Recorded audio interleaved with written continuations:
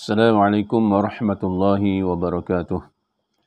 Alhamdulillah, alhamdulillahillazi arsala rasulahu bil huda wa dinil haq liyuzhirahu 'ala ad-dini kullih wa kafa billahi shahida. Asyhadu an la ilaha illallah wa asyhadu anna Muhammadan 'abduhu wa rasuluh.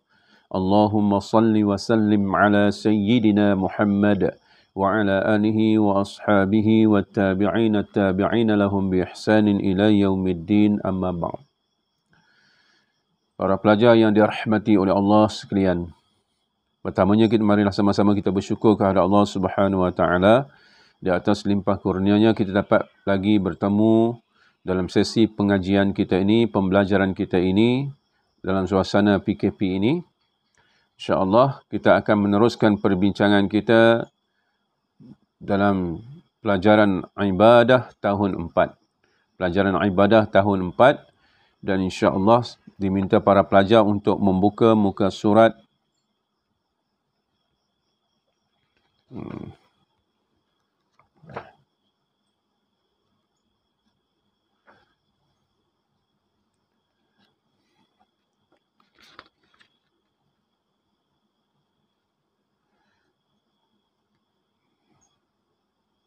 perkara-perkara sunat dalam solat.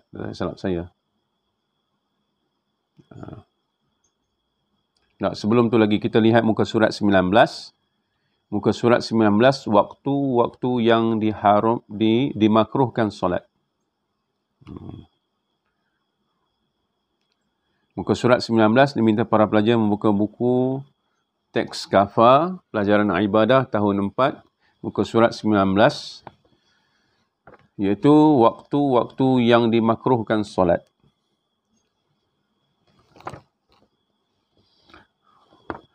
Baik, waktu-waktu yang dimakruhkan solat. Kita kena tahu, selain daripada waktu-waktu solat yang kita sebut tadi, yakin masuk waktu solat. Maknanya salah satu syarat sah solat. Salah satu daripada syarat sah solat yang kita bincang terdahulu daripada ini, iaitu yang kelimanya yakin masuk waktu solat. Selain daripada kita tahu tentang waktu-waktu solat, kita kena juga tahu tentang waktu-waktu yang dimakruhkan untuk kita melakukan ibadah solat. Makruh ni maksudnya kalau kita melakukannya tidak berdosa. Makruh maksudnya kita melakukannya tidak berdosa, tetapi ia tidak mendapat pahala. Melakukannya tidak berdosa tetapi tidak mendapat pahala.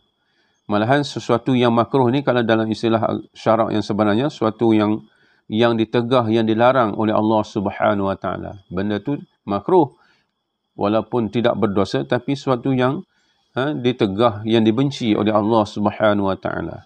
Sebab itu waktu-waktu ini janganlah kita jadikan ianya suatu kebiasaan pada kita untuk kita melakukan solat-solat, khususnya solat fardu kita pada waktu-waktu yang dimakruhkan ini. Kerana makruh sebagaimana yang disebutkan tadi, bahawa suatu waktu yang makruh, satu benda yang Allah Ta'ala tidak suka, benci dengan perkara yang dimakruhkan.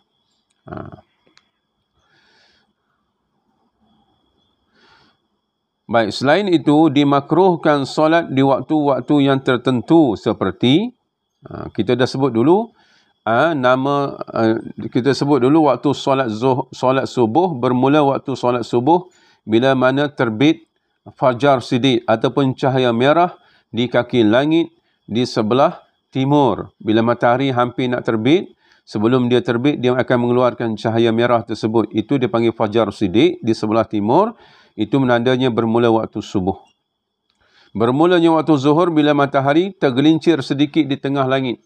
Dengan tengah langit, terpacak di tengah langit itu, dia tergelincir sedikit mana bergerak ke arah barat, sehingga menimbulkan bayang-bayang di sebelah timur sedikit. Itu menandanya bermula waktu zuhur. Bermulanya waktu asar bila mana bayang-bayang suatu benda, kalau kita ukur lebih panjang sedikit daripada benda tersebut. Kita pacak satu kayu, kita akan lihat bayang tersebut. Kalau bayang-bayang kayu tersebut panjang sedikit daripada kayu yang kita pacak itu menanda bermulanya waktu asar. Dan bermulanya waktu maghrib ialah bila mana terbenam matahari dan terbit cahaya merah di kaki langit di sebelah barat. Subuh tadi di sebelah timur, maghrib di sebelah barat. Isyak iaitu bila mana hilang cahaya merah di kaki langit. Waktu maghrib tersebut hilang cahaya merah, timbul cahaya keputihan, dan itulah tanda yang bermula waktu isyak. Itu waktu-waktu. Dan bilangan rakaatnya subuh 2 rakaat, zuhur 4 rakaat, asar 4 rakaat, maghrib 3 rakaat, isyak 4 rakaat. Itu rakaat. Baik, kita sebut tadi bahawa waktu yang dimakruhkan, yang dilarang, yang ditegah, walaupun tidak berdosa untuk kita melakukannya, adalah waktu-waktu yang tertentu seperti selepas solat subuh sehingga naik matahari. Itu waktu yang kita ditegahkan, tidak digalakkan kita untuk solat. Solat qada ke, atau solat ganti kerana kita meninggalkan solat qada ke, ataupun solat sunat ke, selepas kita selesai solat subuh, tidak digalakkan, makruh waktu tersebut untuk kita bersolat-solat. Bersolat-solat sama ada solat sunat ataupun solat fardu yang kita qada, yang kita gantikan. Buatlah pada waktu yang lain. Baik, yang keduanya ketika naik matahari. Mana matahari belum sampai sepenggalah dipanggil. Sepenggalah iaitu bila mana matahari dah naik sepenggalah, artinya bermulanya waktu duha. Bolehlah kita sembahyang sunat duha. Tapi sebelum tu tidak boleh sama sekali untuk kita melakukan ibadah-ibadah, khususnya solat-solat sunat ataupun solat sunat yang lain. Baik. Itu selepas solat subuh sehingga naik matahari. Kemudian ketika naik matahari sebelum sampai waktu duha, itu waktu yang dimakruhkan kita untuk solat. Baik, yang ketiganya ketika matahari di tengah-tengah langit, iaitu sebelum masuk waktu zuhur. Waktu tahrim dipanggil, waktu tengah hari rembang. Sebelum matahari tergelincir ke arah barat, masuknya waktu zuhur. Ketika itu kita dilarang untuk kita bersolat. Bersolat sengaja kita tempah waktu tersebut untuk solat. Makruh hukumnya. Baik, yang keempatnya selepas solat asar sehingga matahari terbenam. Kita dah selesai dah solat asar, tiba-tiba kita bangun lagi nak buat solat-solat sunat lagi. Sedangkan waktu itu adalah waktu yang dimakruhkan. Yang mananya kita dilarang sama sekali untuk melakukan ibadah solat setelah selesai solat asar. Itu yang keempat. Yang kelima, ketika masuk matahari, iaitu ketika matahari mula terbenam. Matahari terbenam dan masuk terbenam matahari, dia belum lagi mengeluarkan cahaya merah yang menandakan bermulanya waktu maghrib. Maksudnya sebelum keluar cahaya merah, saya dah sebut dahulu, dia akan mengeluarkan cahaya kekuning-kuningan. Bila matahari terbenam, dia akan mengeluarkan cahaya kekuning-kuningan. Dan waktu itu juga adalah waktu yang dilarang sama sekali ataupun makruh untuk kita melakukan ibadat solat. Itulah waktu-waktu yang kita sebut, yang disebut oleh syarak ataupun hukum agama kita, yang di kita ni tidak digalakkan. Makruh ni suatu perkara yang tidak digalakkan untuk kita melakukan pada waktu-waktu tersebut solat. Melainkan ada nafinya sikit. Melainkan solat-solat yang bersebab. Melainkan solat-solat sunat yang bersebab. Ataupun solat-solat yang tertentu yang bersebab.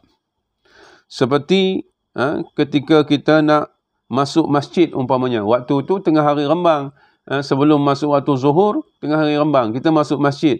Sunat kita, solat sunat tahiyatul masjid. Itu tidak dimakruhkan maksudnya. Solat sunat yang bersebab.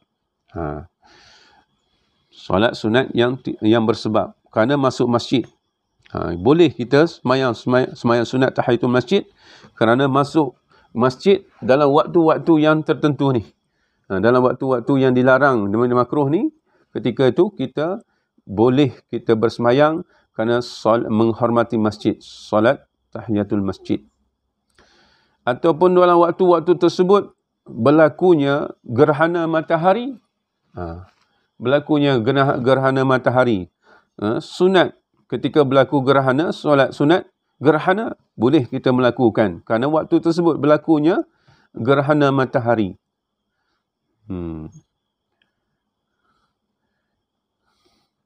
Jadi itulah di antara perkara-perkara ataupun tempat-tempat yang kita dimakruhkan ataupun kita dilarang, kita tidak digalak sama sekali untuk melakukan ibadah solat ketika waktu-waktu yang disebut ini. Jadi saya minta para pelajar tahun 4 untuk membuat catatan nota tentang waktu-waktu yang dimakruhkan untuk kita melakukan solat. Ada 5 waktu yang disebut di sini.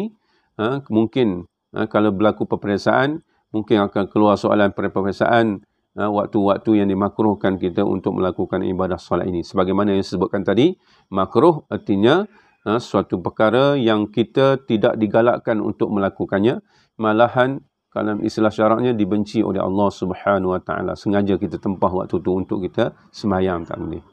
Wallahu alam untuk pelajaran untuk hari ini, insya-Allah semoga ada manfaatnya. Saya mengharapkan para pelajar dapat menyiapkan catatan nota tentang waktu-waktu yang dimakruhkan kita untuk bersolat.